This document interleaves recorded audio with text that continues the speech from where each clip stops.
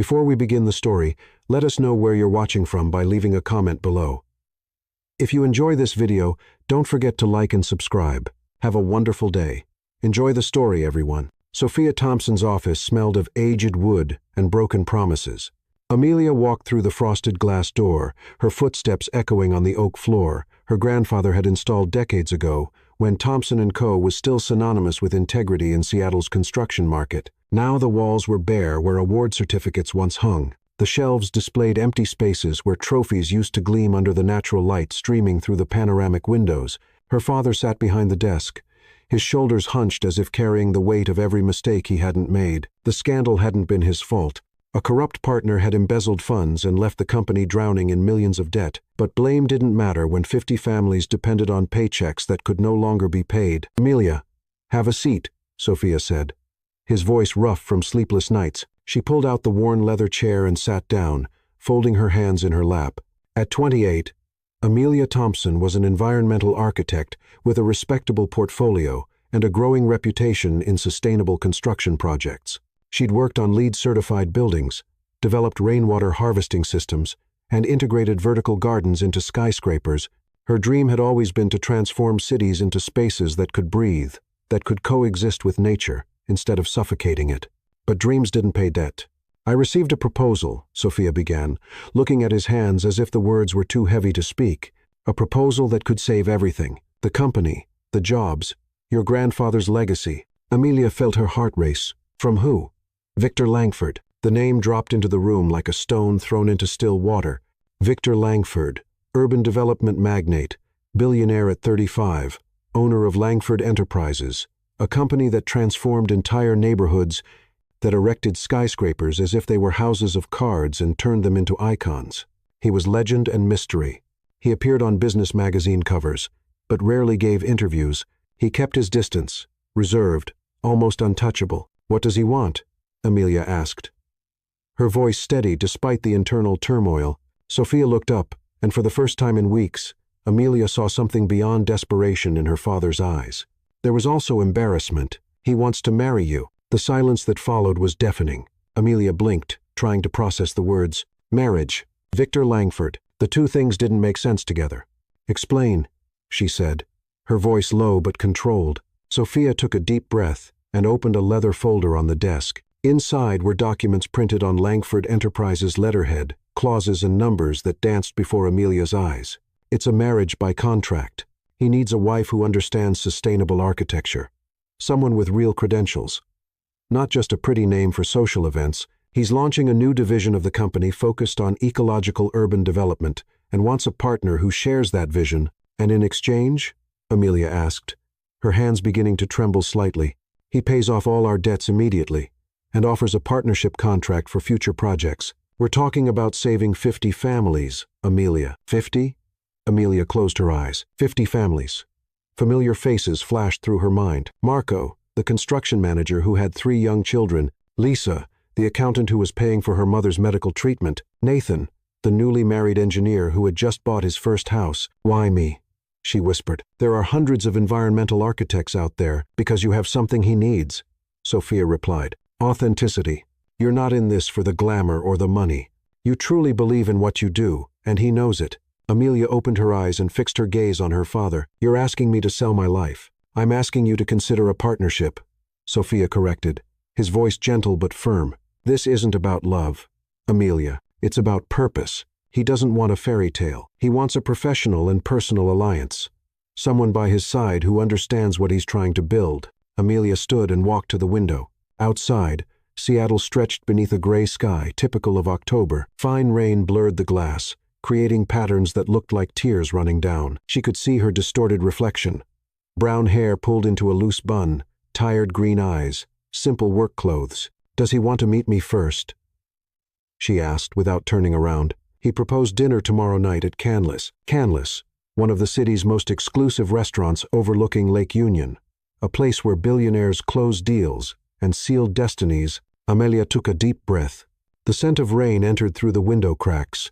Mixing with the smell of old paper in the office, she thought of her grandfather, of the man who had built everything from scratch, who believed architecture was more than structures. It was about creating homes, communities, Futures. If I agree to this dinner, she said slowly, still looking out at the city. I'm not promising anything, I know, but I want you to understand something, Dad. Amelia finally turned, and her voice carried a new firmness. If I do this, it won't just be out of duty. It'll be because I chose to, because I believe I can make a difference. I won't accept being treated like merchandise. Sophia nodded, his eyes glistening. You're stronger than you think, Amelia. You always have been. That night, Amelia returned to her apartment in Capitol Hill. It was a small but cozy space with plants in the windows and shelves full of books about sustainable design. She made chamomile tea and sat on the worn sofa, holding the warm cup between her hands. Victor Langford. She opened her laptop and typed his name. Images appeared. A tall man with broad shoulders, dark hair combed back, eyes of an intense blue that seemed to penetrate through the screens. He was always in an impeccable suit, never smiled completely, just a half-smile that suggested absolute control. There were articles about his projects, award-winning skyscrapers, planned communities that integrated green spaces, partnerships with environmental NGOs. But there was also mystery. He never talked about his personal life. There were no photos with women, no mention of relationships. It was as if he existed only to work, to build, to dominate. Who are you, Victor Langford? Amelia murmured at the screen. The next morning, she woke up to a message on her phone. Unknown number. Canlis. 7 p.m. M. Looking forward to meeting you, Amelia. VL. Short, direct, powerful. Amelia felt something strange in her stomach. It wasn't fear. It was curiosity, a spark of something she couldn't name. She spent the day at the office trying to focus on architectural plans, but her mind kept wandering. What would she say?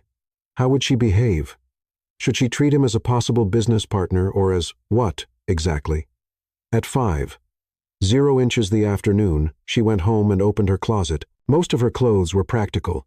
Dress pants, simple blouses, comfortable shoes. She wasn't the type who attended gala events, but in the back, hanging and almost forgotten, there was a black dress she'd bought for her college graduation. Simple, elegant, with a cut that flattered her figure without being excessive. Amelia showered, left her hair down, falling over her shoulders, applied discreet makeup. When she looked at herself in the mirror, she saw not the tired architect, but a woman about to make a decision that would change everything. At 7 sharp, a black car was waiting in front of the building.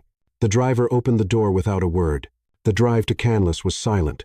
Amelia looked out the window, watching the city lights turn on as night fell. Her heart beat fast, but she kept her hand steady on her purse. When they arrived, the maitre d' received her with a discreet smile. Miss Thompson, Mr. Langford is expecting you. She followed through the elegant restaurant with its modernist decor and stunning view of the lake, and then she saw him. Victor Langford stood beside a private table near the windows. He wore an impeccable dark suit, no tie, the first button of his shirt open. His blue eyes found hers as soon as she entered, and for a moment the world seemed to slow down. He didn't smile. He just watched her, as if evaluating every detail, every movement. Amelia lifted her chin and walked toward him with firm steps. Mr. Langford, she said as she approached. Victor, he corrected, his voice deep and surprisingly smooth. You can call me Victor. After all, we're going to get married. Amelia felt a shiver run down her spine. Then let's be honest from the start, she responded, holding his gaze without wavering. For the first time, he smiled, and in that smile, Amelia saw something that deeply intrigued her. Danger, promise, and perhaps possibility. Victor pulled out the chair for Amelia with a gesture that seemed natural, almost chivalrous, but his eyes never left hers.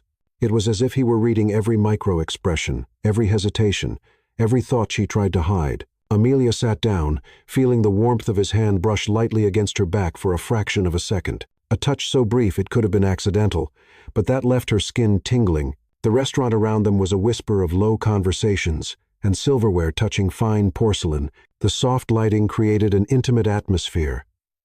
And through the panoramic windows, Seattle's lights twinkled like earthbound stars, reflected in the dark waters of Lake Union. The scent in the air was a sophisticated mix of red wine, spices, and something subtly woody. Perhaps from him.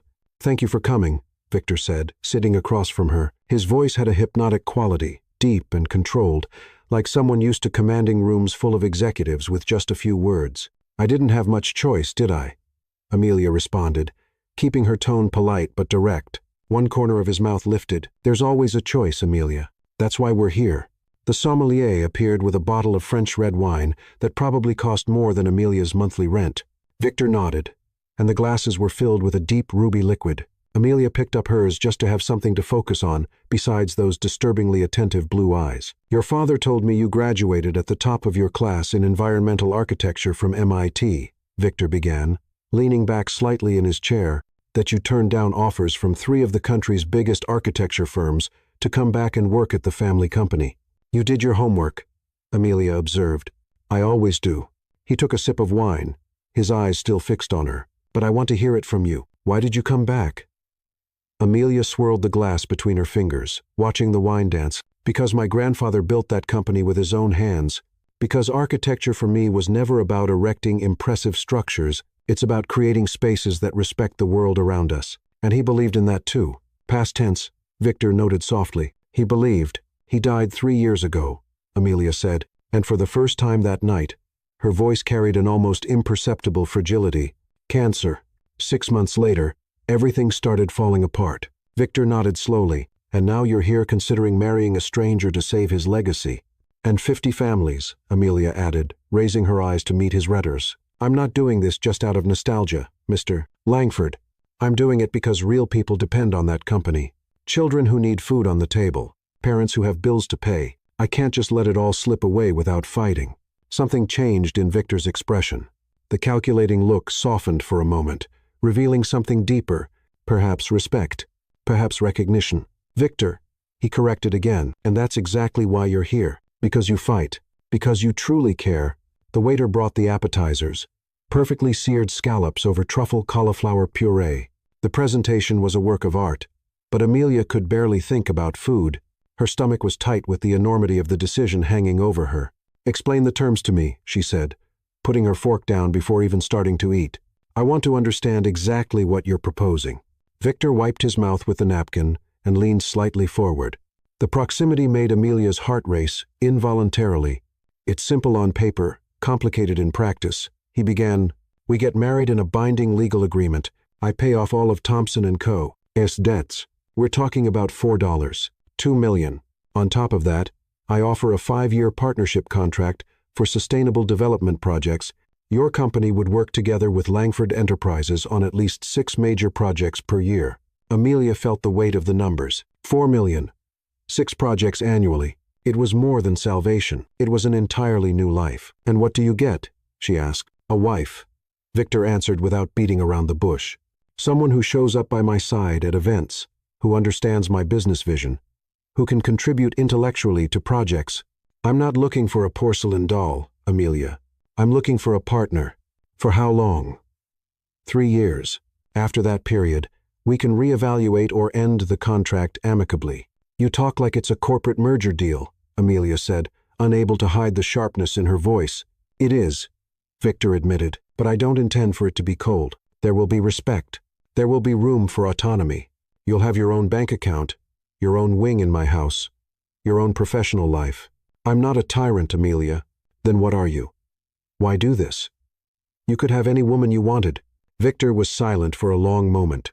He looked out the window at the city lights, and when he spoke again, his voice carried something Amelia didn't expect. Vulnerability. Because I'm tired of women who want my money, my last name, my status. Because every time I try to have something real, I discover it's theater. I know this sounds cynical, but I prefer transactional honesty to romantic fakeness. Amelia studied his face.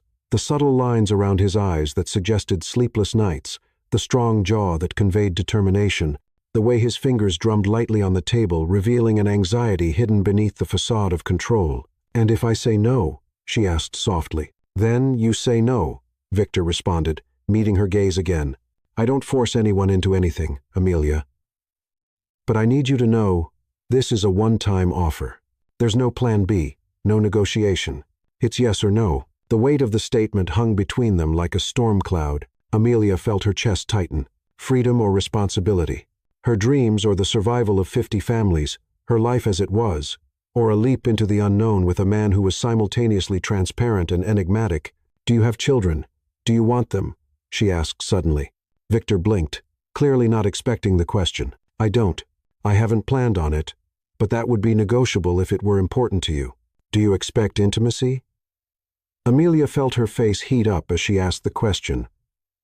But she needed to know. Victor's eyes narrowed slightly, not with anger, but with something more intense. I expect us to be adults. If it happens naturally, great. If not, I won't force anything. But I won't lie and say I'm not attracted to you, Amelia. That would be dishonest. Her heart raced. The way he said it without frills, without games, was unsettling and strangely refreshing. I need time, she whispered. You have 48 hours, Victor said. After that, the offer expires. I have other projects waiting on decisions. Amelia nodded. The rest of dinner passed in a fog. They talked about architecture, about Victor's projects, about her vision for greener cities. She discovered he was incredibly intelligent, that he understood technical nuances most businessmen ignored. He truly listened to her, asking questions that showed genuine interest. When dessert arrived, a delicate chocolate soufflé that melted in the mouth, Victor leaned in again. Can I ask you one last question? He said. Go ahead. If there were no consequences, if it were just about you, what would you do? Amelia took a deep breath. The question was cruel in its simplicity because it exposed exactly the core of her dilemma. If there weren't 50 families depending on her, if there weren't her grandfather's legacy, if there were nothing but herself, I don't know, she admitted, and the honesty hurt. Victor nodded, as if he'd expected that answer. He stood and walked around the table, offering his hand to help her up. When she accepted, he pulled her gently closer, just enough for her to feel his warmth, then figure it out, he murmured, his voice low and intimate, because if you say yes, I want it to be for you, too, not just out of obligation. The driver took her back in silence. Amelia looked out the window, the city passing by like a blur of lights and shadows.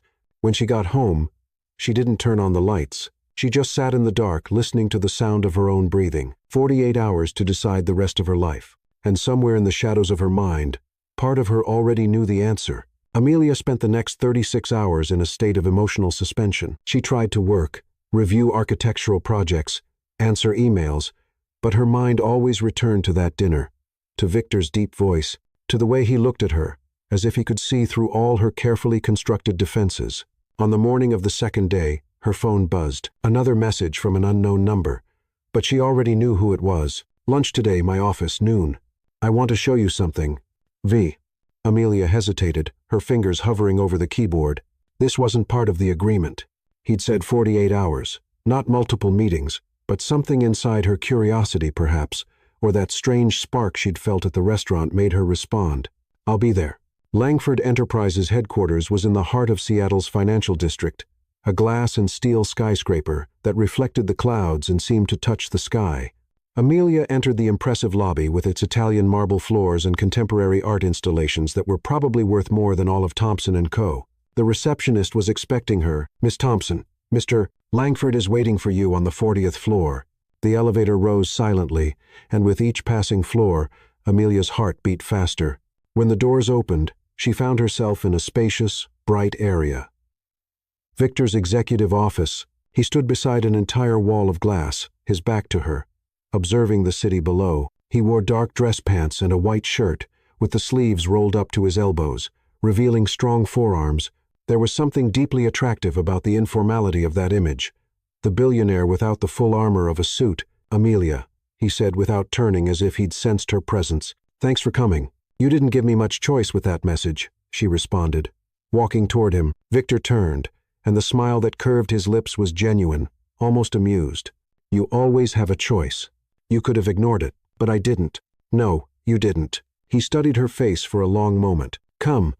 I want to show you something. He guided her to an adjacent conference room where a huge table was covered with architectural plans, miniature 3D models, and digital screens, showing building renderings. Amelia felt the air escape from her lungs. They were sustainable urban development projects, residential buildings with vertical gardens, commercial complexes with integrated solar energy systems, public squares designed to maximize green spaces. It was everything she dreamed of creating. This is, she began, but words failed her. Langford completed, positioning himself beside her, or at least what I want it to be, but I need someone who truly understands this, not just as an external consultant, but as part of the core vision. Amelia walked around the table, her fingers sliding over the plans. She could see the details. The attention to natural wind flows, the calculated solar orientation, the low environmental impact materials. Whoever had started this understood the fundamental principles. "Did you do this?" she asked. "Me and a team, but something's still missing." Victor moved closer, so close she could feel his warmth radiating. "It lacks soul. It lacks someone who believes in this not as a marketing strategy, but as a mission." Amelia turned to face him, and for the first time she saw Victor Langford not as the intimidating billionaire, but as a man passionate about something bigger than money. "Why is this important to you?" she asked softly. Victor looked away for a moment, and when he spoke, his voice carried a layer of emotion she hadn't heard before. "I grew up in a neighborhood where the air was gray from industrial pollution, where there were no parks, just concrete.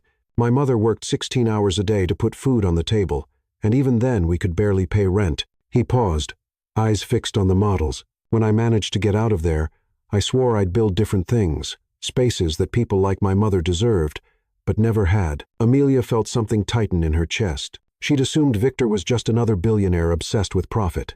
But this was personal. This was real. "Then show me," she said impulsively. "Show me where you came from." Victor blinked, clearly surprised. "What? If I'm going to consider this, consider you. I want to know the man behind the empire. Not the Victor Langford from magazines. The real Victor." Something passed through his eyes. Vulnerability, perhaps, or fear. But then he nodded slowly. "All right, let's go now." 20 minutes later, they were in a car. Not the elegant limousine, but a discreet SUV that Victor drove himself. Amelia sat in the passenger seat, watching him maneuver through Seattle streets with a familiarity that spoke of years navigating that city. They left the financial district and entered older neighborhoods where building facades showed decades of wear, where small local businesses still held out among corporate chains. Victor finally parked in front of a small Italian restaurant. Nothing fancy, just a modest storefront with a faded sign that read Gino's Trattoria. "My mother worked here," Victor said, turning off the engine, 3 shifts a week on top of another cleaning job. "I did homework at that corner table." He pointed through the window. "The owner, Gino, gave me food for free when he saw I was hungry." They entered, and the smell of sautéed garlic and homemade tomato sauce wrapped around Amelia like an embrace. The interior was cozy with red and white checkered tablecloths and old photos on the walls. An elderly man appeared from the kitchen, and when he saw Victor, his entire face lit up. "Victor, ragazzo." Gino opened his arms, and Victor hugged him with a genuine affection that made something melt inside Amelia. "Gino, this is Amelia," Victor said, placing his hand protectively on her back. "Bellissima," Gino exclaimed, kissing both of Amelia's cheeks. "Finally, you bring a ragazza. Sit, sit." They sat at the corner table, the same one where Victor had done homework decades ago, and Gino disappeared into the kitchen, returning moments later with plates of bruschetta, creamy risotto, and chicken parmesan that smelled heavenly. "He never let me pay," Victor murmured, but there was a genuine smile on his lips. "Because you already paid," Gino shouted from the kitchen. "You renovated my kitchen, remember? I don't accept your money, Testardo." Amelia laughed, and Victor rolled his eyes affectionately. As they ate, he told stories about nights studying for exams under the dim light of that corner, about the time Gino taught him to make marinara sauce from scratch, about how his mother used to sing while washing dishes. "Is she still?" Amelia asked delicately. "No. Cancer. 5 years ago." Victor's voice grew quieter. "But I was able to give her 3 years of comfort before that. A beautiful house, first-class treatment, trips she'd always dreamed of taking. It wasn't enough. But it was something." Amelia reached her hand across the table and covered his. Victor looked down, surprised, then turned his palm up and intertwined his fingers with hers. The touch was warm, solid, and sent an electric current up Amelia's arm. "You're more than you think you are," she said softly. Victor raised his eyes, and there was an intensity in them that made her hold her breath. "So are you, Amelia Thompson." They stayed like that for a moment that seemed to stretch forever. Hands intertwined, eyes locked on each other, the world around them disappearing. Amelia could hear her own heart beating in her ears, could feel Victor's pulse under her fingers. "Victor." She began, but he gently interrupted her. "You still have 12 hours, he said, but I want you to know something. If you say yes, it won't just be a contract. Not for me. I'll respect the terms, but I'm going to treat you the way you deserve, with honor, with care.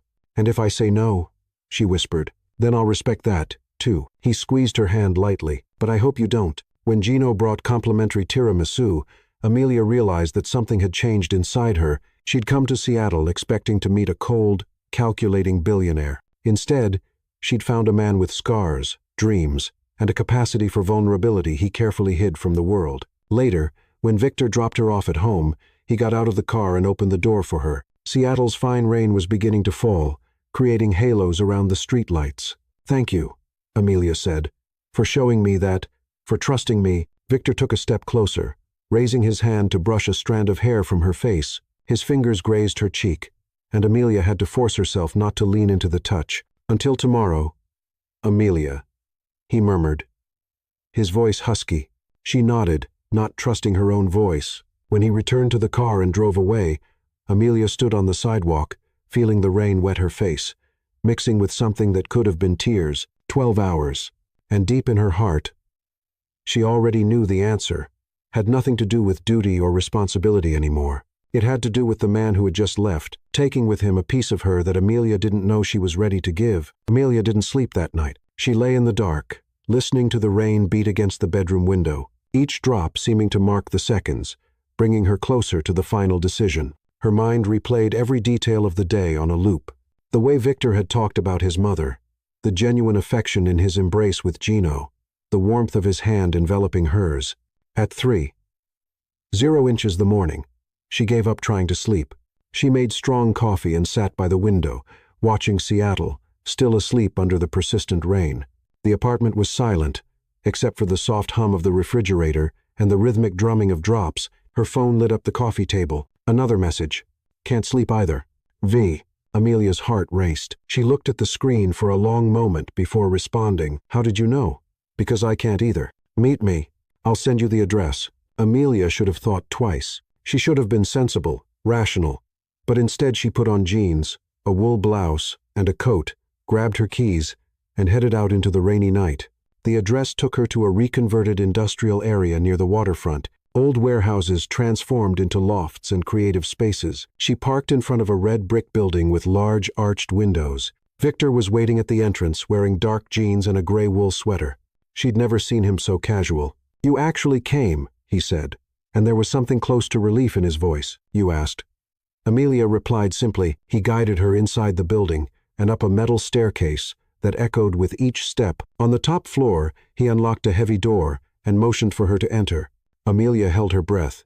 It was a huge open loft with high ceilings and exposed wooden beams, but that wasn't what stole her attention. It was the walls. Every inch was covered with architectural drawings, hand sketches, old plans yellowed by time, photos of constructions in progress. It was a visual archive of Victor's journey from youthful scribbles to multi-million-dollar projects. "This is my space," Victor said softly, closing the door behind them. "No one comes here. Not my team, not family. It's where I come when I need to remember why I started." Amelia walked slowly through the space, her eyes absorbing every detail. There was a framed child's drawing, a crooked building made with colored pencils signed Victor, age 8. Next to it, a faded photo of a smiling woman in a waitress uniform. His mother, Amelia presumed. "She believed in me when no one else did," Victor said, appearing beside Amelia. "I was 9 when I drew my first real building.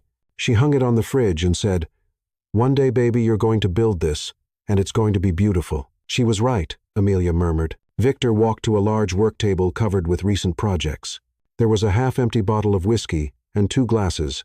He poured generous measures and offered one to Amelia. "I don't usually drink in the middle of the night," she said, "but accepted anyway." "Neither do I. But this isn't an ordinary night."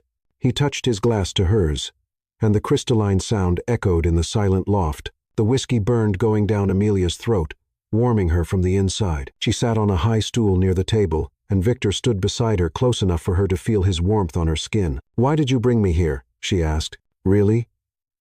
Victor was silent for a long moment, swirling the glass between his fingers. When he finally spoke, his voice was raw, stripped of its usual confidence. "Because if you're going to marry me, you need to know who I am when I'm not wearing the mask. Everyone sees the billionaire, the magnate, the man who never loses. But this," he gestured around, "this is me, the kid who grew up with nothing and is still afraid of waking up and finding out it was all a dream. Amelia felt something tighten in her chest. "You're afraid?" "Terrified," he admitted, turning to face her completely. "Of failing, of disappointing the people who depend on me, of becoming the kind of man who builds empires but loses his soul in the process." She reached out and touched his arm, feeling the tension in the muscles beneath the wool sweater. "You're not that man, Victor. How can you be sure?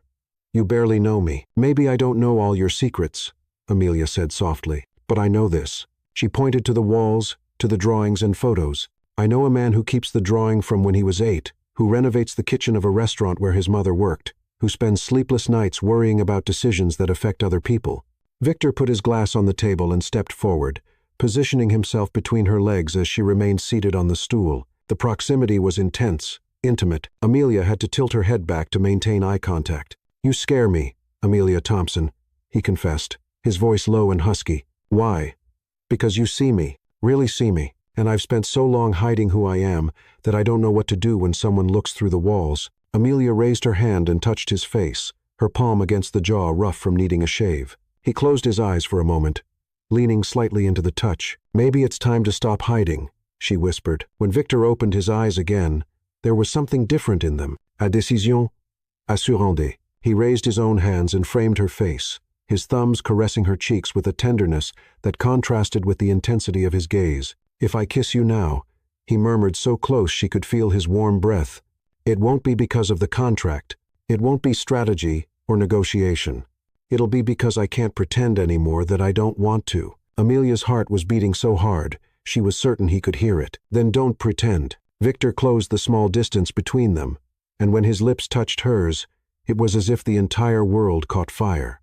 The kiss started soft, exploratory, soft lips moving against soft lips, breaths mingling, but then something broke between them, and the softness gave way to a hungry urgency. Victor's hands slid into her hair, fingers intertwining in the brown strands, tilting her head to deepen the kiss. Amelia gripped his shoulders, then slid her hands down his back. Feeling the tense muscles beneath the sweater, he pulled her closer, and she wrapped her legs around his waist, eliminating any space between their bodies. The world reduced to sensations: the taste of whiskey on his mouth, the woody scent of his cologne, the low sound he made when she gently bit his lower lip. When they finally broke apart, both were breathless. Victor rested his forehead against hers, eyes still closed, hands still holding her face as if she were something precious that could slip away. "My answer is yes," Amelia whispered. Victor opened his eyes, searching hers. "Are you sure?"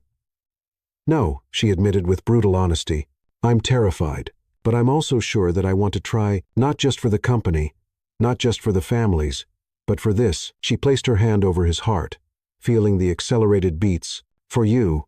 Something passed across Victor's face: relief, joy, vulnerability, all at once. He pulled her into a tight embrace, burying his face in her neck, and Amelia felt his trembling breath against her skin. "I'll make this worth it," he promised against her ear. "I swear I will." They stayed like that for a long time, just holding each other in the middle of that loft full of dreams and memories. The rain continued beating against the windows, and Seattle slept outside, unaware of the promise being made in that sacred space. Eventually, Victor pulled back enough to look into her eyes. "Do you want to know more about me? About where I came from?" Amelia nodded, and he took her by the hand through the loft, showing her every corner. He told stories about each project on the walls, the failures, the victories, the lessons learned. He showed her an old worn notebook full of teenage sketches, notes about structures and dreams written in young, hopeful handwriting. "I wanted to build a better world," he said, flipping through the yellowed pages. "It sounds naive now, but it was true then, still is." "It's not naive," Amelia insisted. "It's necessary." When the sky began to lighten, tinting itself with pearl gray tones through the high windows, they were sitting on the floor, leaning against a wall, their bodies close but not touching, just sharing the space in comfortable silence. "When?" Amelia asked softly. "The wedding?" Victor turned his head to look at her. "Whenever you want, a week, a month, 6 months, 2 weeks. She decided impulsively, enough time to organize something simple, but not so much that I lose my nerve. Victor smiled, not the controlled half-smile he showed the world, but a genuine warm smile that transformed his entire face. 2 weeks then. He drove her home when the sun actually began to rise, painting Seattle golden through the scattered clouds. When he stopped in front of her building, Victor held Amelia's hand before she could get out. "Thank you," he said simply. "For what?" "For saying yes. For seeing me. For being brave." Amelia squeezed his hand. "Thank you for showing me who you are." And when she finally entered her apartment, exhausted but strangely energized, there was a message waiting. "Missing you already. Get some sleep. We'll need our energy for what's ahead. V." Amelia smiled at the screen, her heart light for the first time in months. 2 weeks. And then her life would change forever. But for the first time, she wasn't just resigned to it. She was surprisingly hopeful. The 2 weeks passed like a whirlwind. Meetings with lawyers, signing contracts, delicate conversations with Amelia's father, who oscillated between relief and guilt. Victor kept every promise. The debts were paid off, partnership contracts signed, and Thompson & Co. breathed again. 50 families could sleep in peace, knowing their jobs were secure. The wedding was organized with elegant discretion. No big parties or hundreds of guests, just an intimate ceremony in a historic chapel overlooking Puget Sound, followed by a dinner for 20 close people. Amelia's father, some work colleagues, Gino and his wife, and a few of Victor's trusted executives. Amelia chose a simple ivory silk dress that flowed like water over her body without a veil or exaggerations. Her hair was loose in natural waves, with just a few white flowers woven through. When she entered the chapel to the soft sound of a cello, it was Victor's gaze that kept her walking. He stood at the altar, impeccable in a charcoal gray suit, but it was his eyes that held her, that intense blue fixed on her with a mixture of reverence and something deeper, more dangerous. She saw his lips move silently, forming a word, beautiful. The ceremony was short but meaningful. When the moment came for vows, Victor held her hands firmly. "Amelia," he began, his voice steady but charged with emotion, "I promise to respect you, listen to you, and see you. I promise to build with you, not just buildings, but a life worth living. I promise to honor your courage and never take for granted the sacrifice you've made for so many." Amelia felt her eyes burn, but kept her voice steady when it was her turn. "Victor, I promise to be your partner in everything, in dreams and in fears. I promise to challenge you when necessary and support you always. I promise that this, whatever it is, will be real, not just paper, but something we build together day by day." When the officiant said, "You may kiss the bride," Victor stepped forward and framed her face with his hands, his thumbs caressing her cheeks before leaning in and capturing her lips in a kiss that was both tender and promising. The small group of guests applauded, but Amelia barely heard. All that existed was his taste, his warmth, the silent promise being sealed between them. Dinner passed in a fog of polite conversations, sincere toasts, and stolen glances between her and Victor. He kept his hand on her knee under the table, his thumb drawing distracted circles that sent waves of heat up her leg. Every time their eyes met, there was growing tension, an anticipation that made the air between them feel electrically charged. When they finally said goodbye to the guests, Victor guided Amelia to the car, but instead of driving back to the city, he took the coastal road heading north. "Where are we going?" Amelia asked, watching Seattle's lights disappear in the rearview mirror. "A place just for us," Victor responded, intertwining his fingers with hers over the center console. "At least for tonight." 40 minutes later, they arrived at an isolated beach house built of wood and glass, practically hanging over the ocean. The waves beat gently on the rocky shore below, and the full moon painted a silver path over the dark waters. Victor got out and opened the door for Amelia, but instead of simply helping her down, he picked her up in his arms. "Victor!" she exclaimed, laughing as she held onto his neck. "Tradition," he murmured with that half-smile, "and I like some traditions." He carried her through the front door, and Amelia held her breath. The interior was stunning, completely open with glass walls facing the ocean, light wood floors, and minimalist but warm decor. And everywhere, on every surface, in every corner, there were candles, hundreds of them, creating a sea of flickering golden light. Victor set her gently on her feet, but kept his arms around her waist. "Do you like it?" "It's perfect," Amelia whispered, barely able to process the beauty around her. He guided her further inside, where a bottle of champagne rested in an ice bucket beside a tray with strawberries and chocolate. Victor poured 2 glasses, and they moved to the glass-enclosed deck, where the sound of the ocean enveloped them. "To us," Victor said, raising his glass. "To us," Amelia echoed, and they drank, eyes fixed on each other over the rims of their glasses. The silence that followed wasn't uncomfortable, but full of tension. The acute awareness that they were now husband and wife. that the night stretched ahead of them full of unspoken possibilities. Victor set his glass aside and took a step toward her. Amelia felt her heart race, but didn't back away. He raised his hand and gently removed the flowers from her hair one by one, letting them fall to the floor like white snow. His fingers brushed her scalp, sending shivers down her spine. "Amelia," he said, his voice husky and low, charged with something that made every nerve in her body come alive. "Yes." He leaned in, his lips grazing the shell of her ear, and whispered the words she'd only heard in the story's title, but that now spoken in that deep, intimate voice took on a completely new weight.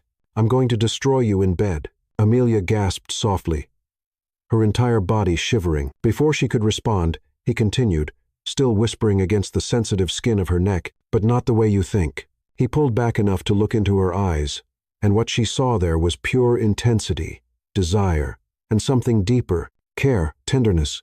"I'm going to learn your body, Amelia. I'm going to discover what makes you tremble, and I'll never forget." Her legs almost gave out. She gripped his arms to steady herself, and Victor pulled her closer, eliminating any space between their bodies. "Tell me you want this," he asked, his voice rough, "because if you don't, we stop now. No judgment, no pressure." Amelia looked into his blue eyes, saw the sincerity mixed with desire, and knew the choice was completely hers. And in that moment, with the sound of the ocean in the background and candlelight dancing around them, she knew exactly what she wanted. "I want this," she whispered. "I want you, Victor." Something dark and hungry passed through his eyes. He leaned in and kissed her, not soft like in the chapel, but deep, consuming, as if he wanted to devour every breath of hers. His hand slid down her back, finding the dress zipper and lowering it slowly, his fingers tracing a path of fire down her exposed spine. Amelia let her hands wander over his broad shoulders down his chest, unbuttoning his shirt with trembling fingers. When she finally managed to open the fabric, she spread her palms over his warm skin, feeling the tense muscles beneath her touch. Victor stepped back, pulling her by the hand toward the bedroom. The bed was huge, covered with immaculate white sheets, and more candles were scattered around, creating a dreamlike atmosphere. He stopped beside the bed and framed her face again, his thumbs caressing her cheeks. "Show me who you are, Amelia," he murmured. "No masks, no fear." She nodded and let the dress slip completely down her body, standing before him only in delicate lace lingerie. Victor inhaled deeply, his eyes traveling over every curve as if memorizing. "You're beautiful," he said with reverence. "So beautiful it hurts to look." Amelia felt her face heat up, but didn't look away. Instead, she reached out and finished unbuttoning his shirt, pushing the fabric over his shoulders, and letting it fall. Her hands explored his chest, descending over his defined abdomen, feeling him contract under her touch. Victor picked her up and laid her gently on the bed.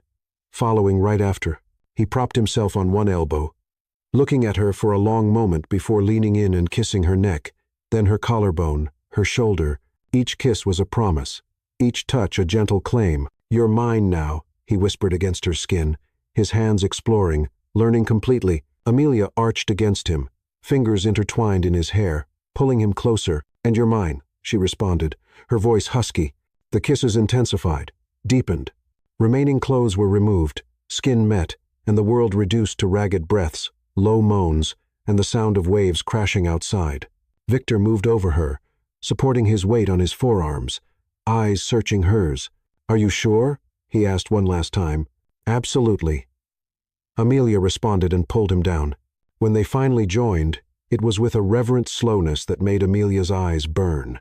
Victor moved carefully, attentively, watching every reaction of hers, adjusting, learning. Amelia held on to him, legs wrapped around his waist, feeling every movement, every shared breath. It wasn't just physical, it was emotional, vulnerable, deep. It was two human beings connecting in a way that transcended the body and touched something more essential. When they finally reached climax together, it was with each other's names on their lips, bodies trembling, minds exploding in colors and sensations. Afterward, they lay intertwined, sweaty and breathless, heartbeats gradually slowing to something close to normal. Victor pulled the sheet over them and held Amelia against his chest, fingers tracing lazy patterns on her shoulder. "Are you okay?" he murmured against her hair. "Better than okay," Amelia responded honestly. She felt his smile against the top of her head. "Me, too." They fell asleep like that, lulled by the sound of the ocean and each other's warmth, knowing that something had changed irrevocably between them. It was no longer just a contract. It was the beginning of something real, frightening, and completely inevitable. Amelia woke to soft morning light, filtering through translucent curtains, painting the room in tones of pale gold and blue-gray. For a moment, she was disoriented. The mattress was softer than hers. The sheets had a different scent, clean and slightly woody. Then the memory of the previous night returned like a warm wave, and she felt her face heat up. She was alone in bed. Amelia sat up, pulling the sheet around her naked body, and looked around. The beach house was silent except for the constant murmur of waves outside. Then she saw it. A note on the nightstand, written in firm, masculine handwriting on a simple card, "Coffee on the terrace. No rush. We've got nowhere to be except here. Yours, Victor." She smiled, her heart doing something strange in her chest. Yours, Victor. Two words that carried a weight that went beyond the contract, beyond rationality. Amelia found one of Victor's shirts hanging on the chair, probably left there on purpose, and put it on. The fabric smelled like him. That mixture of cedar and something indefinable that was just Victor. The shirt came to mid-thigh, and she buttoned just enough to be decent. She followed the smell of fresh coffee to the outdoor deck, and what she saw made her stop in the doorway. Victor was sitting in a wicker armchair facing the ocean. He wore only gray sweatpants, his bare chest bronzed by the morning light. His hair was slightly tousled. A version of him the corporate world never saw. There was a small table beside him with a French press, 2 cups, fresh croissants, and cut fruit. As if sensing her presence, Victor turned his head. When he saw her wearing his shirt, something passed across his face, possessiveness, satisfaction, tenderness, all mixed together. "Good morning, Mrs. Langford," he said, and the title sounded strange and wonderful at the same time. "Good morning." Amelia responded, walking toward him. Victor extended his hand, and when she accepted it, he pulled her to sit on his lap. Amelia exclaimed in surprise, but settled against his chest, feeling the warmth of his skin and the steady beats of his heart. "Sleep well?" he asked, his lips grazing her temple. "Better than well," she admitted, intertwining her fingers with his, "like I haven't slept in years." He squeezed her hand lightly. "Coffee?" She nodded, and he reached for the cup, filling it with the dark, aromatic liquid. Amelia drank slowly, savoring the rich taste while watching the waves break on the rocky shore below. The sky was painted in shades of light blue and soft pink, lazy clouds floating on the horizon. "It's so peaceful here," she murmured, "like the rest of the world doesn't exist." "That's what I thought when I bought this place," Victor said. "A refuge. Somewhere I could just be." Amelia turned slightly to look at him. "Do you come here often?"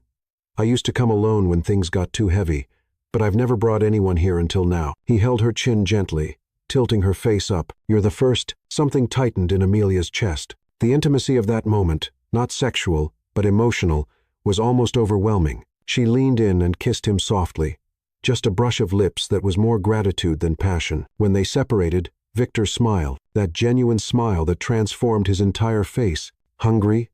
"Starving," she admitted. They ate slowly, sharing the croissants, feeding each other pieces of strawberry, and talking about small things, favorite books, songs that made them cry, places they dreamed of visiting. It was surprising how, despite everything happening so fast, talking to Victor felt natural, easy. "Tell me about your grandfather," Victor asked eventually, leaning back in the chair with Amelia still on his lap, his fingers tracing lazy patterns on her arm. Amelia was quiet for a moment, organizing her thoughts. "He was the most honorable person I've ever known. Never cut corners, never compromised his values. When other builders used cheap materials or paid bribes to speed up permits, he refused. He said every building he constructed carried his name, and his name meant something." "Sounds like you were close." "We were. My mother died when I was 10. Cancer like yours. My dad kind of shut down after that. It was my grandfather who really raised me. He taught me to draw architectural plans, took me to construction sites on weekends, showed me how a building was born from nothing." Amelia smiled at the memory. "He used to say architecture was like poetry in 3 dimensions. He was right." Victor kissed the top of her head. "And he'd be proud of what you've become." Amelia felt her eyes burn. "I hope so." They stayed like that for a long time, just holding each other, listening to the ocean. Eventually, Victor moved, standing up with Amelia still in his arms. "Victor," she laughed, "you don't need to carry me everywhere. I know, he said with that half-smile, "but I like it." He took her back inside, but instead of going to the bedroom, he stopped in the spacious living room with its glass walls and panoramic view. He set Amelia on her feet and went to a discreet sound system, pressing some buttons. Soft music began to play, something instrumental, piano and cello, intertwined in a melancholy but beautiful melody. Victor returned to Amelia and offered his hand. "Dance with me." She blinked, surprised. "Here? Now? Why not?" Amelia placed her hand in his and he pulled her close. One hand on her waist, the other holding hers. They began to move slowly, swaying more than actually dancing, bare feet whispering over the wooden floor. Amelia rested her head against his chest, listening to the steady heartbeat. "I didn't know you danced." "I don't," Victor admitted. "But with you, I want to try." She lifted her head to look at him. "Victor Langford, you're surprisingly romantic." "Don't tell anyone," he murmured, his eyes gleaming with humor. "It would ruin my reputation as a heartless billionaire. Your secret's safe with me." They continued dancing, and gradually the movement became less about dancing and more about closeness. Victor tilted his head and captured her lips in a slow, deep kiss that made Amelia's knees weaken. His hand slid down her back, up under the shirt she was wearing his, and found bare skin. Amelia gasped against his mouth, and Victor deepened the kiss, walking backward until his back met the glass wall. "You wear my shirt better than I do," he murmured against her lips. "You're not wearing a shirt at all," Amelia pointed out, her hands exploring his bare chest. "Exactly."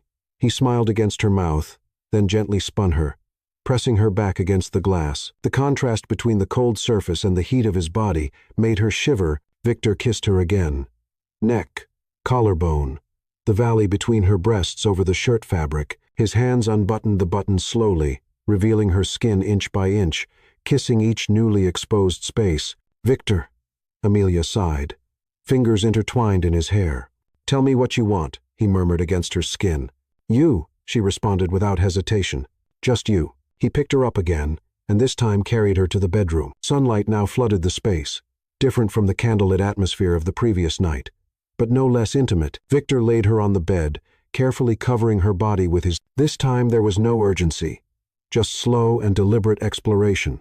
He kissed every scar, every birthmark, every inch of skin, as if memorizing. "You're so beautiful," he whispered, his eyes traveling over her face, inside and out. Amelia felt tears prick her eyes, not from sadness, but from something deeper, more frightening. She was beginning to feel things she shouldn't feel so soon, things that went far beyond physical attraction or convenient partnership. When they joined again, it was with reverent slowness. Victor moved as if he had all the time in the world, watching every expression on her face, adjusting, learning what made her sigh, what made her moan. "Look at me," he asked when she closed her eyes, lost in sensations. Amelia obeyed, and what she saw in those blue eyes left her breathless. It wasn't just desire, it was connection, vulnerability, and something dangerously close to love. She couldn't think about that yet. It was too soon, too fast. But when they reached the peak together, each other's names on their lips, bodies trembling in unison, Amelia knew she was lost. Completely, irrevocably lost in this man who was supposed to be just a business arrangement. Afterward, they lay intertwined, sweaty and satisfied. Victor pulled the sheet over them and held Amelia against his chest, chin resting on top of her head. "Stay with me," he murmured, half asleep. "Just one more day before we go back to reality." "Yes," Amelia whispered, snuggling closer. "Let's stay." And as they fell asleep again, lulled by the sound of the ocean and each other's warmth, neither of them said out loud what both were beginning to feel, that this, whatever it was becoming much more than they'd planned. And maybe, just maybe, that was exactly what they both needed. They spent that entire day suspended in a bubble outside of time. Victor made breakfast, slightly burned pancakes that made them laugh, scrambled eggs that turned out perfect, and crispy bacon they ate straight from the pan.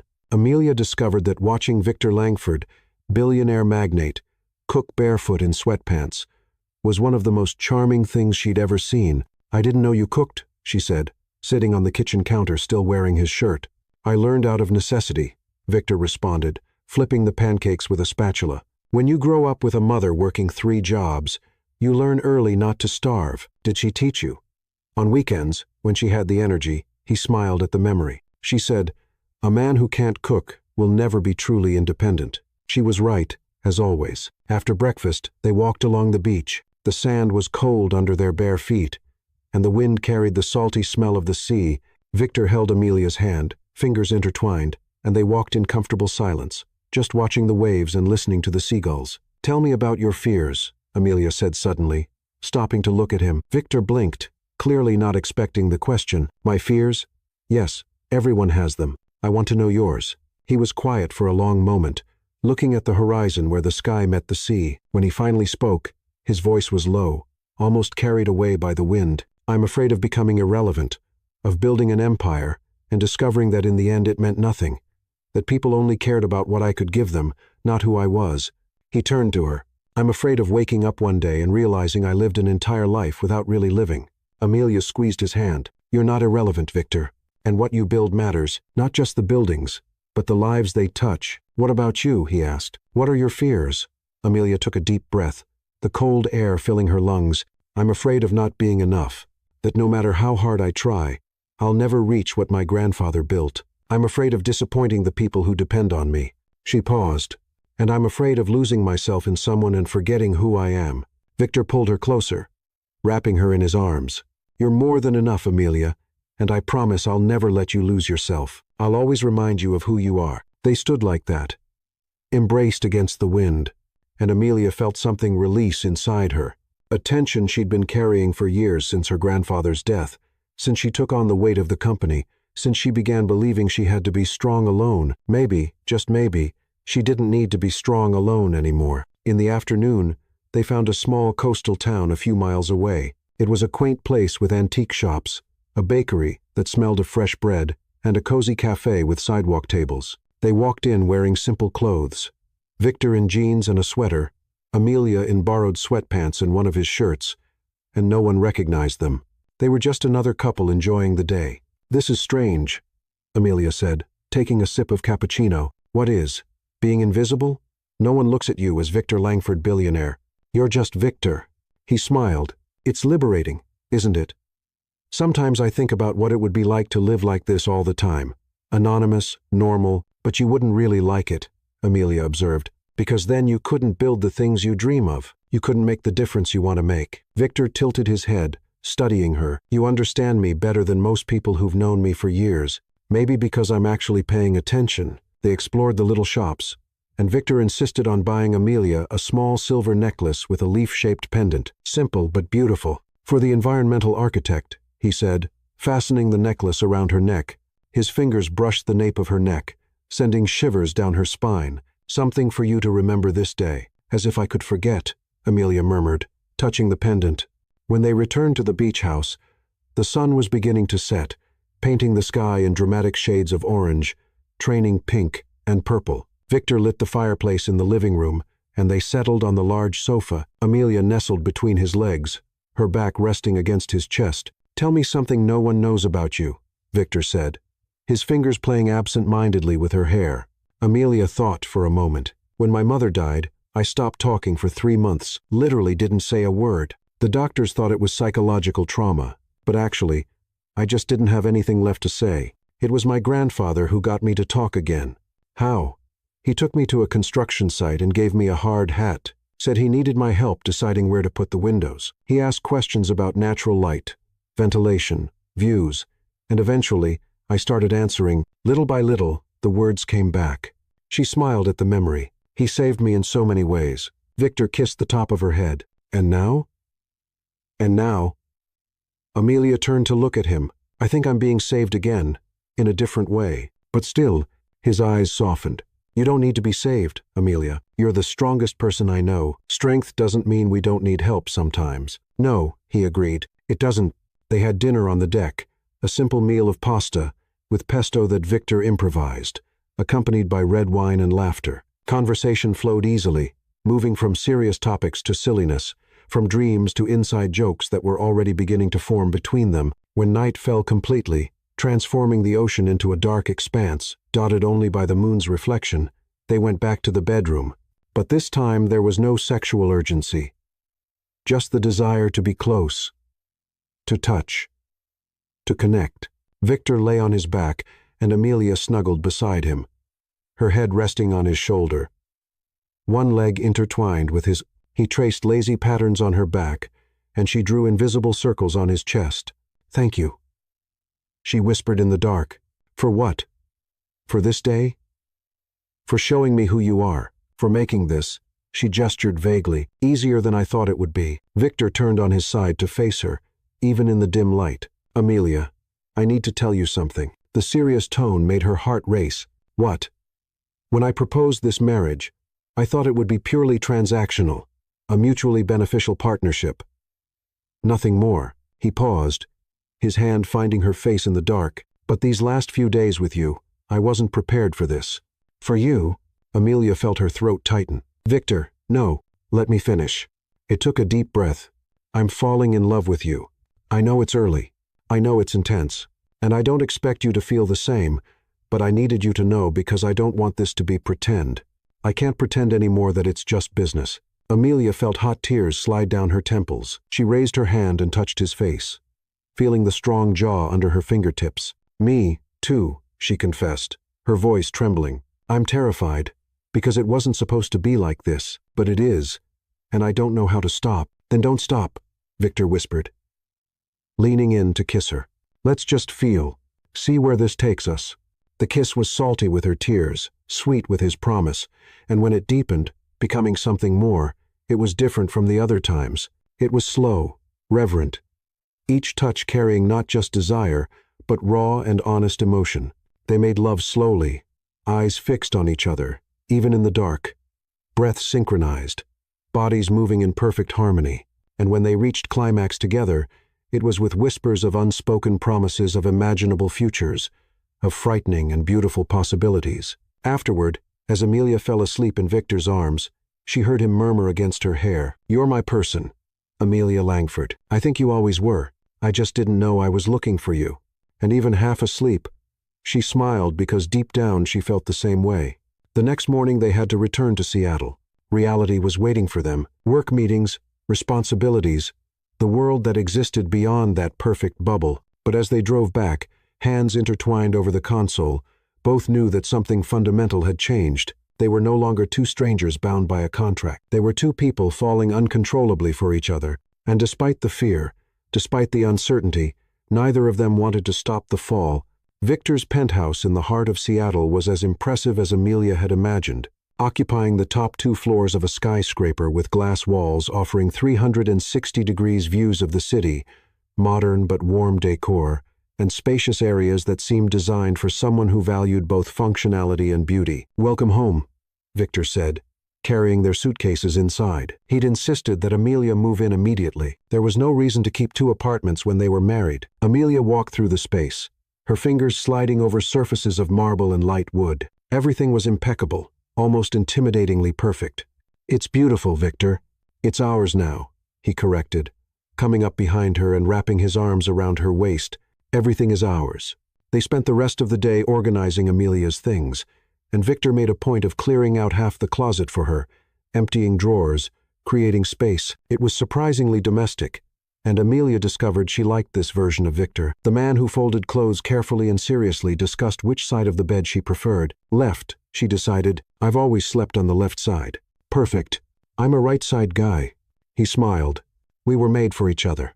But the bubble of happiness was abruptly popped. The next morning, Amelia was making coffee in the state-of-the-art kitchen, still trying to figure out how the Italian espresso machine worked when she heard the front door open. She frowned. Victor was in the home office on a video conference. "Victor, honey, are you here?" A female voice echoed through the apartment, shrill and imperious.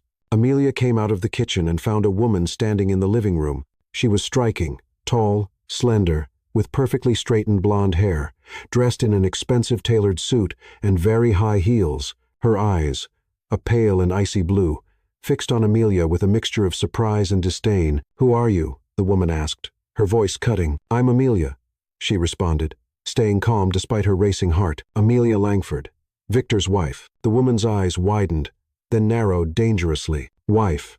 This is a joke, right? Veronica." Victor's voice sounded behind Amelia, firm and cold. "What are you doing here?" Amelia turned and saw Victor standing in the office doorway, his jaw tense, his eyes hard in a way she'd never seen before. The woman, Veronica, apparently, crossed her arms. I figured the rumor was a lie. But here she is.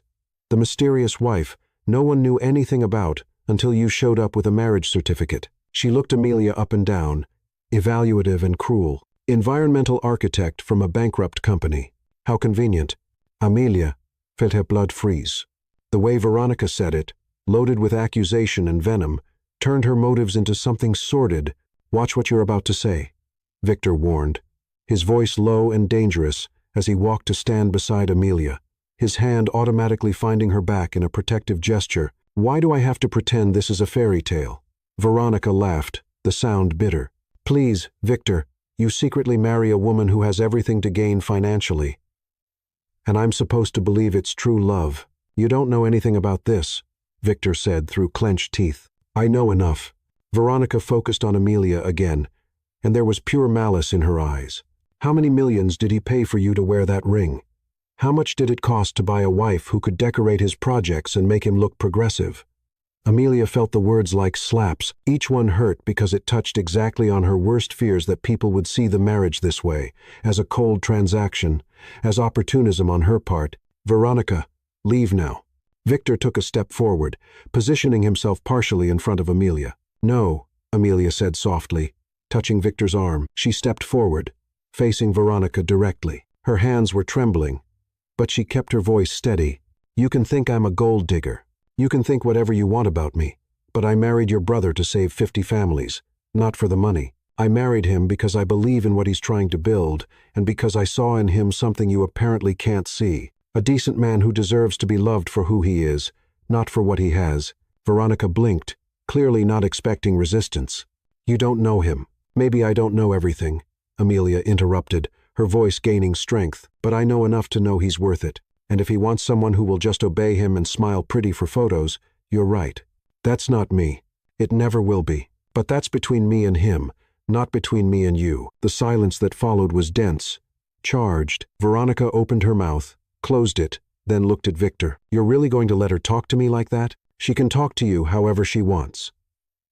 Victor responded calmly, but there was steel in his voice, especially when you invade my home, uninvited, and attack my wife. By the way, how did you get in? I have a key. Victor extended his hand. Give it back. Veronica looked at her brother with something close to shock. Victor, the key. Veronica. Now, she hesitated, then took a key off her key ring with jerky movements and threw it into Victor's hand. So that's it. You choose a stranger over your own family. I choose my wife, Victor said simply, and I choose respect.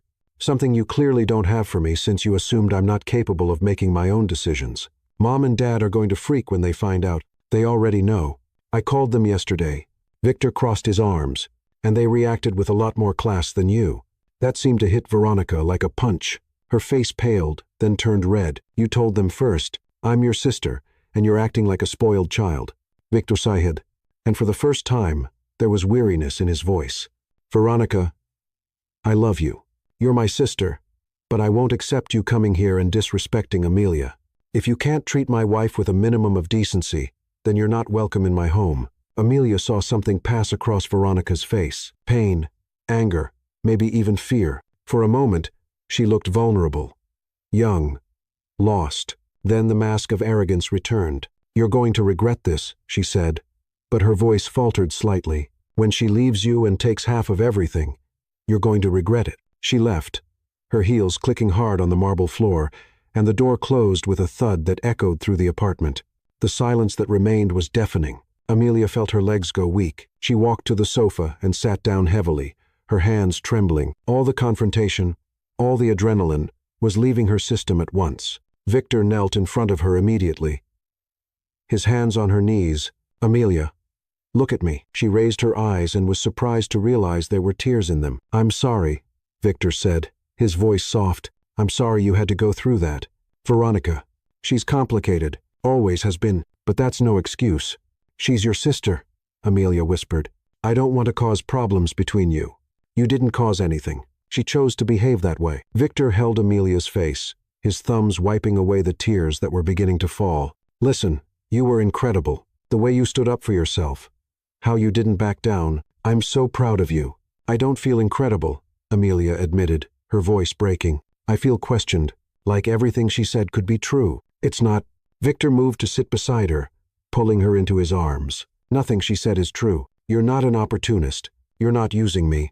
And anyone who really gets to know you will know that. Amelia buried her face in his chest, allowing herself to be vulnerable, allowing herself to feel the weight of those venomous words. Victor held her tight, one hand stroking her hair, murmuring low reassurances. She's going to tell everyone, Amelia said eventually, pulling back enough to look at him, about how we got married. She'll twist the story. Let her tell it. Victor wiped another tear from her face. The truth always comes out eventually. And in the meantime, we know what's real between us. That's what matters. What if your family hates me? They won't. He kissed her forehead. My parents already want to meet you properly. I set up a dinner for this weekend. And as for Veronica, she'll calm down eventually. Or she won't. Either way, it doesn't change anything between us. Amelia wanted to believe him, wanted to believe they could weather any storm together. But a small part of her, the part that Veronica had hit with surgical precision, whispered doubts. As if sensing her thoughts, Victor tilted her head up, forcing eye contact. Hey, we're going to be fine. I promise. Amelia nodded but couldn't find words. Later that night, when they were lying in bed, Amelia couldn't sleep. She lay staring at the ceiling, listening to Victor's deep breathing beside her. Her phone buzzed on the nightstand. A message from an unknown number. He always protects his things until he doesn't anymore. Ask him about the last one. Amelia felt her stomach turn. She looked at Victor sleeping beside her, his face relaxed, vulnerable in sleep. Who was the last one? And why did that message make her feel like the ground was opening up beneath her feet? Amelia didn't mention the message to Victor the next morning. He woke up early, kissed her gently, and left for an important meeting with investors. She was left alone in the huge penthouse, the anonymous message burning in her mind like a live ember. Ask him about the last one. She tried to distract herself. She answered emails from Thompson & Co., reviewed architectural plans, even tried to read a book, but the words didn't make sense, her concentration destroyed by the insidious doubt that Veronica had planted and that mysterious message had watered. At 2:00 inches the afternoon, she couldn't take it anymore. She grabbed the car keys Victor had given her, a discreet but luxurious Tesla, and drove without a clear destination, just needing to get out of that apartment full of unanswered questions. She ended up stopping at a small cafe in Capitol Hill near where she used to live. She ordered a cappuccino and sat in a corner, watching people pass by the window. Normal life, normal problems. She envied that simplicity. Amelia. She looked up and found her father standing beside the table, surprised. Sophia Thompson looked better than he had in recent weeks, his shoulders not so hunched, his face less marked by worry. Dad. Hi. She gestured to the empty chair. Sit. Sophia sat down, studying his daughter's face with the attention of someone who'd known her forever. What happened? What makes you think something happened? I know that look. Your mother had the same one when she was mulling something over. He touched her hand on the table. Talk to me. And then, to her own surprise, Amelia talked. She told him about Veronica, about the accusations, about the anonymous message. The words came out in a rush, months of tension and doubt. Finally finding an outlet, when she finished, Sophia was quiet for a long moment. Do you love him? He finally asked. The question caught Amelia off guard. Yes, I think so. But it's all so confusing, Dad. It happened so fast. How can I trust these feelings? How do I know it's not just gratitude or Stockholm Syndrome or Amelia? Sophia squeezed her hand. When I met your mother, we got married 3 months later. Everyone said it was crazy, that it was too fast. But we had 20 wonderful years before the cancer, and none of them were wasted. His eyes grew distant with the memory. Love doesn't have a timeline. Sometimes you just know, but what if I'm wrong? What if Veronica's right and he? Then you deal with it when it happens. But don't let the fear of possible future wounds steal present joy. He tilted his head. You stood up for yourself when she attacked. That's not the behavior of someone who's just benefiting from an arrangement. That's the behavior of someone protecting something real. Amelia felt tears prick her eyes. I'm so scared, Dad. I know, but fear is the price we pay for loving. And it's worth it, my daughter. Always worth it. When Amelia returned to the penthouse a few hours later, Victor was already home. He was in the living room, standing by the windows, looking at the city. There was something tense in his posture. Victor. He turned, and the relief that passed across his face was palpable. "Where were you?" "I tried calling 3 times. Sorry. It was on silent. I went for coffee with my dad." Amelia set her purse aside. "Did something happen?" Victor ran his hand through his hair, a gesture she'd already learned meant frustration. "Veronica's spreading rumors. She called half the people we know, saying our marriage is a sham, that you're with me for the money." Amelia felt her stomach sink. "Victor, no. Let me finish." He walked to her, holding her shoulders. "I called my parents. I told them everything. The terms of the contract, the reasons, how it started, everything." Amelia's heart stopped. And my mother wants to meet you. We're having dinner with them tomorrow." He paused. "But I also told them something else." "What?"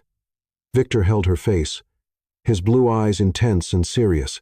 "I told them the contract doesn't matter anymore, that I started this as business, but now it's real, that I'm falling in love with my wife, and if they don't accept you, they'll lose me, too." Amelia felt her legs go weak. "Victor, you can't alienate your family because of me. It's not because of you. It's because of us." He lowered his head until their foreheads touched. "Amelia, I won't accept a life where you're not respected, where they treat you like you're not worthy of being by my side. Because the truth is the opposite. I'm the one who doesn't know if I'm worthy of you." "Don't say that," she whispered, her hands rising to hold his wrists. "It's true. You sacrificed your freedom to save people who didn't even know me. You face criticism and accusations with your head held high.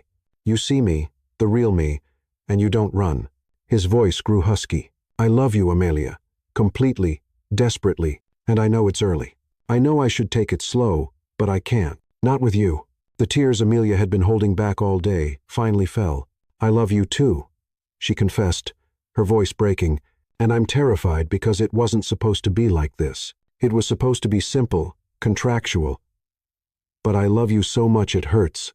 Victor pulled her into a crushing embrace, and she buried her face in his chest, allowing herself to cry from relief, from fear, from overwhelming love. "Then let's try," he murmured against her hair. "Together, without fear, just us." She nodded against his chest, holding him as if he were the only solid thing in a world spinning too fast. Eventually, he guided her to the sofa, and they sat intertwined. Victor wiped the tears from her face with his thumbs. "There's something else," he said. "Something I need to tell you about the last one." Amelia froze. "How do you know about Veronica sent you a message, didn't she?" "Anonymous, but I know it was her." He sighed. "Rachel, that was her name. We met 3 years ago, dated for 8 months. I thought maybe it was real, but I found out she was selling information about my business to competitors. Everything was calculated. Every kiss, every I love you. Everything." Amelia felt her heart squeeze at the pain in his eyes. "It was after that I decided never to let anyone close enough to hurt me again, that I decided if I needed a partner, it would be on honest terms. No pretending." He held Amelia's hand. "But then you showed up and you tore down all my defenses without even trying." "I'm sorry she hurt you," Amelia said softly. "Me, too. But you know what? Now I'm grateful, because if I hadn't gone through that, maybe I never would have found you this way. Maybe I never would have taken this chance." Amelia leaned in and kissed him. Soft, sweet, full of silent promises. "Tomorrow," she said, when they separated, "we're meeting your parents tomorrow, and we're going to show everyone this is real." Together, that night they made love slowly, each touch a confession, each kiss a promise, and when they finally fell asleep, intertwined and exhausted, both felt they had crossed some invisible threshold. The contract didn't matter anymore. They had chosen each other freely, completely, and nothing not venomous family, not painful pasts, not whispered doubts would change that. For the first time since everything began, Amelia slept peacefully, knowing that regardless of what came, they would face it together, and that, she realized, was the kind of strength no contract could guarantee. It was the kind of strength only true love could create. 2 weeks had passed since the dinner with Victor's parents, a meeting that surprisingly had been warm and welcoming. Margaret Langford, an elegant woman with gray hair and kind eyes, had embraced Amelia as if she were a long-awaited daughter. Robert Langford, reserved but affectionate, had shared stories about Victor as a child that made him blush and Amelia laugh until her stomach hurt. Even Veronica had shown up at the end of the dinner, embarrassed and visibly uncomfortable, to apologize. "I was wrong," she'd admitted, avoiding Amelia's gaze, "and I'm sorry." It wasn't a complete reconciliation, but it was a start. Now Amelia stood in front of a red brick building in a revitalized area of Seattle, her heart beating fast with anticipation. Victor was beside her, his fingers intertwined with hers. "Ready?" he asked, smiling. "More than ready." They entered the building and went up to the third floor. When Victor opened the double glass door, Amelia held her breath. A spacious, bright area stretched before them. High ceilings, enormous windows flooding everything with natural light, reclaimed wood floors, exposed brick walls that told decades of history. But what really captured her attention was the elegant sign mounted on the reception wall, Ashford Thompson Sustainable Architecture. Her name first in large, proud letters. "Victor," she whispered, her voice failing. He wrapped his arms around her waist from behind, chin resting on her shoulder. "It was your vision that made this possible. Your name comes first." Amelia felt hot tears slide down her cheeks. She walked through the space, her fingers touching new drafting tables, state-of-the-art computers, shelves waiting to be filled with books and architectural models. There was even a small kitchen with a professional coffee machine and a cozy break area. "The team starts next week," Victor said. Following her, 5 architects, 2 environmental engineers, an interior designer specializing in sustainability, and you as creative director. Your decision, your vision. Amelia turned to face him. "How did you do all this in 2 weeks?" "When you love someone, you move mountains." He shrugged as if it was simple. "And it may have helped that I have connections and, well, money." She laughed through the tears. "You're impossible. Impossible not to love." He smiled that smile that always completely disarmed her. Exactly that. They explored every corner of the new office. Victor showed every plan detail. The solar energy system integrated into the roof, the recyclable materials used in the renovation, even the plants already strategically positioned to improve air quality. "And there's one more thing," Victor said, guiding her to a door in the rick's back. When he opened it, it revealed a private office with a view of the city. On the door, a gold plaque, Amelia Ashford Langford, Creative Director. Inside there was a beautiful wooden desk, a comfortable ergonomic chair, and on the wall, carefully framed, were Amelia's grandfather's drawings, old projects her father must have given to Victor. In the center, a photo. Amelia, at 12 years old, wearing an oversized hard hat next to her grandfather at a construction site, both smiling. Amelia broke down. She sat in the new chair and cried from joy, from gratitude, from overflowing love. Victor knelt in front of her, holding her hands, letting her feel everything without trying to fix it or rush her. "Thank you," she finally managed to say. "For this, for believing in me, for making my dreams bigger than I imagined. You deserve this, and so much more." He kissed her fingers. "And we're going to build incredible things together. Not just buildings, but a future." That afternoon, they visited the new company's first project, a residential complex planned for middle-income families with community gardens, rainwater harvesting systems, solar panels, and generous green spaces. Amelia spent hours reviewing the plans, taking notes, suggesting changes that Victor accepted with genuine enthusiasm. "You're brilliant," he said, while watching Amelia redesign a natural ventilation system. "Seriously, it's sexy watching you work like this." She laughed, blushing. "Sexy? I'm literally talking about airflow." "Exactly." He pulled her by the waist, kissing her neck. "Passion is always sexy, no matter the subject." When the sun began to set, painting Seattle in shades of gold and pink, they returned to the penthouse. But instead of going inside, Victor took Amelia to the private terrace on top of the building, a space she had barely explored. There, under the darkening sky, was a table set with candles, fresh flowers, and a complete meal waiting. "When did you have time to?" "I have my resources." Victor pulled out the chair for her with that gesture that had become a ritual between them. "I wanted to celebrate our new office, our new life, us." They ate slowly, talking about everything and nothing, future projects, places they wanted to visit, silly things that made them laugh. The city lit up around them, millions of lives being lived. And they were just 2 human beings in that moment, in love and happy.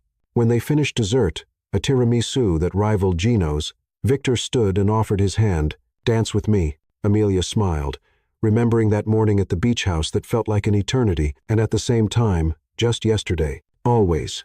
There was no music this time, just the sound of the city, distant horns, wind at the heights, the constant murmur of urban life. But they danced anyway, swaying gently, bodies pressed together, hearts beating in sync.